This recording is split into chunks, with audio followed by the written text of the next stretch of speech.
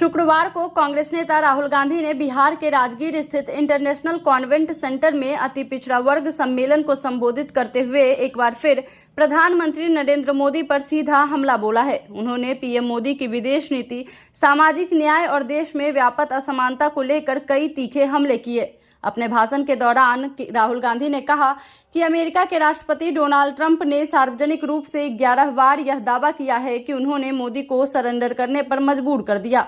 वहीं राहुल गांधी ने पूछा, अगर ट्रंप झूठ बोल रहे हैं तो प्रधानमंत्री ने एक बार भी इसका खंडन क्यों नहीं किया।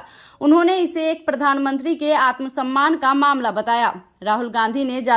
इस दौरान राहुल गांधी ने जातीय जनगणना का मुद्दा भी जोरों शोरों से उठाया। उन्होंने पीएम मोदी पर तंज कसते हुए कहा, हर बार खुद को ओबीसी बताने वाले मोदी जी जातीय गणना की बात आते ही कहते हैं कि भारत में जाति नहीं है। अगर जाति नहीं है तो आप ओबीसी कैसे हो सकते हैं।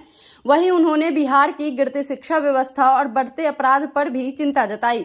उन्होंने कहा, कभी नालंदा में पूरी दुनिया से लोग शिक्षा लेने आते थे, आज यहां से लोग पलायन कर रहे हैं। अब बिहार को क्राइम कैपिटल ऑफ इंडिया कहा जाने लगा है। राहुल गांधी ने देश के बजट निर्माण प्रक्रिया को लेकर भी सवाल उठाया। उन्होंने आरोप लगाया कि देश का बजट महज 11 नौकरशाहों द्वारा चलाया जा रहा है, जिसमें से कोई भी दलित, पिछड़ा या अति पिछड़ा वर्ग से नहीं है। जो लोग देश की रीढ़ हैं, मेहनत करते हैं, मजदूरी करते हैं, उनके पास कोई निर्णय लेने की शक्ति नहीं है।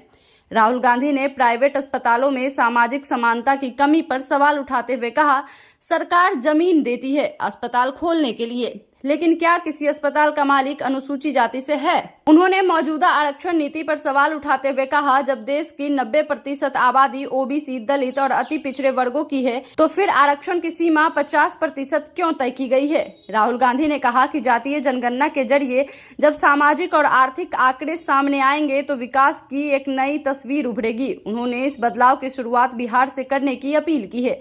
आप इस खबर को किस प्रकार देखते हैं, हमें कमेंट कर जरूर बताएं और ऐसे ही खबरों के लिए देखते रहें केलांचल टाइम्स।